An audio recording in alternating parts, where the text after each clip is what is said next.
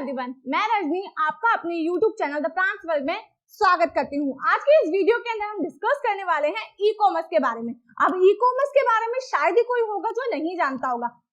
आज हम e commerce के ऊपर ये सारे टॉपिक्स डिस्कस करेंगे कि ई कॉमर्स क्या होती है, इसको स्टार्ट कैसे कर सकते हैं और इसके बेनिफिट्स या फिर साइड इफेक्ट्स क्या क्या हो सकते हैं। स्टार्ट करते हैं हम अपनी आज की वीडियो और वीडियो में एंड तक बने रहिएगा क्योंकि कोई भी बिजनेस को स्टार्ट करने से पहले आपको ये जरूर पता होना चाहिए कि उसके बेनिफिट्स क्या हैं और उसके साइड इफेक्ट क्या हैं। इस वीडियो के अंदर मैं आपको स्टेप बाय स्टेप बताने वाली हूँ कि आप अपना ई कॉमर्स बिजनेस कैसे स्टार्ट कर सकते हैं और उससे ग्रो भी कैसे कर सकते हैं, और अगर आपको वो बिजनेस करना भी चाहिए या नहीं तो मैं आपको दोनों वे बताऊंगी। तो स्टार्ट करते हैं अपनी आज की video. Let's start.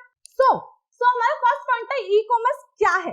E commerce के बारे में तो सब जानते हैं, जैसे मार्केट होती है, सिंपल जाना, खरीदना, बेचना, ये सारा कॉमर्स में आता है। अभी ई कॉमर्स का मतलब है उसमें ई जुड़ जाना। ई का मतलब होता है इलेक्ट्रॉनिक। फॉर एग्जांपल के लिए हम रिक्शे का एग्जांपल लेते हैं। पहले सिंपली एक रिक्शा हुआ करता था जिसमें एक आदमी उसे चलाता था, कम आदमी बैठ सकते थे, एक पर्टिकुलर आदमी चला सकता था और थोड़ी ही दूरी तक जा सकता था। उसकी जो इनकम होती थी वो सीमित होती थी।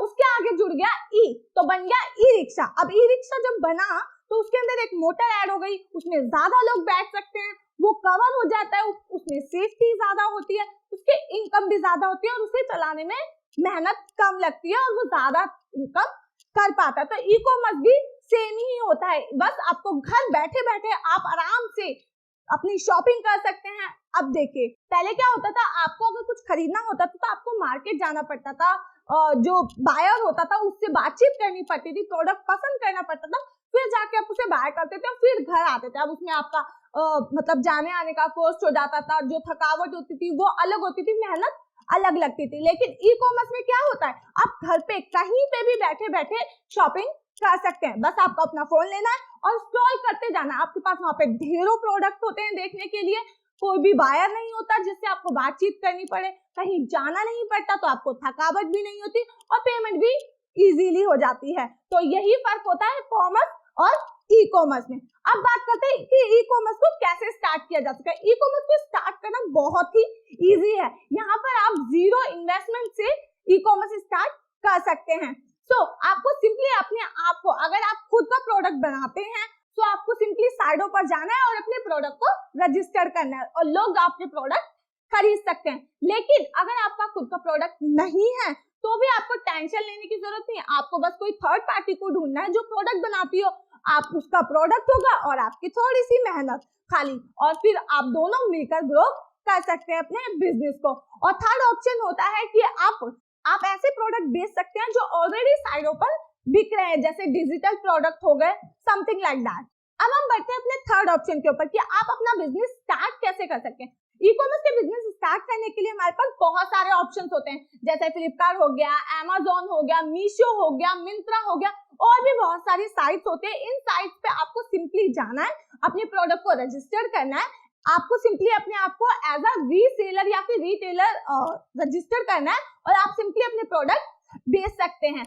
दूसरा वे है आप अपनी वेबसाइट बना सकते हैं। आप अपनी ई कॉमर्स वेबसाइट बना सकते हैं और वेबसाइट पे अपने प्रोडक्ट लिस्ट कर सकते हैं। लोग आपकी वेबसाइट विजिट करेंगे और डायरेक्टली वहीं से बाय कर सकते हैं। आपको हर पहलू पता होना चाहिए हर चीज का। अगर आप कोई ई कॉमर्स बिजनेस स्टार्ट करने जा रहे हैं तो आपको पता होना चाहिए कि उसमें क्या बेनिफिट्स होते हैं और क्या लॉसेस होते हैं। तो पहले हम बात करते हैं बेनिफिट।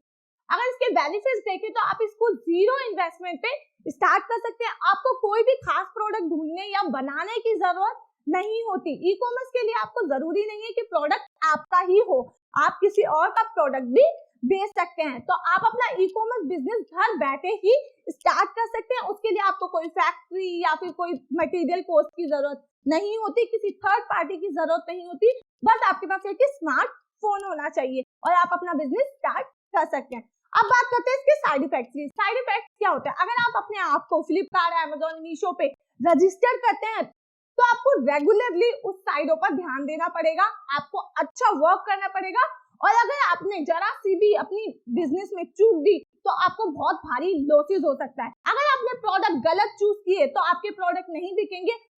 ऑनलाइन बिजनेस में मेन रोल होता है प्रोडक्ट का।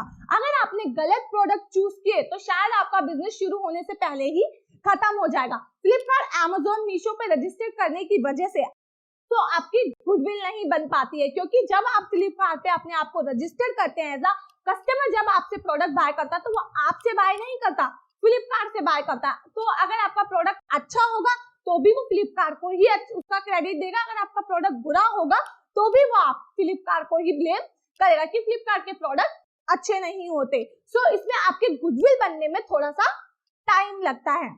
अगर आप अपनी वेबसाइट से अपना बिजनेस स्टार्ट करते हैं तो आपकी वेबसाइट पर ट्रैफिक आने के लिए आपको बहुत मेहनत करनी पड़ती है, उसके लिए एड्स चलाना और भी बहुत कुछ। अगर उस पर ट्रैफिक ना आए तो आपको ऑर्डर्स मिलने में बहुत मुश्किल होती है। तो ये थे इसके कुछ साइड इफेक्ट और बेनिफिट। तो आप खुद देख सकते हैं कि ये बिजनेस आपके लिए सुटेबल है या नहीं।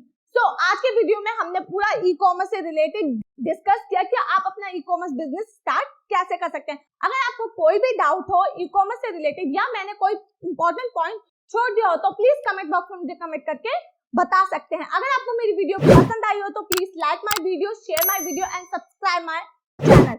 मैं आपके लिए ऐसे ही वीडियो और भी लाती रहूंगी जो आपको बेनिफिट दे और आपको कोई भी नई चीज स्टार्ट करने से पहले हेल्प करे। Thanks for watching.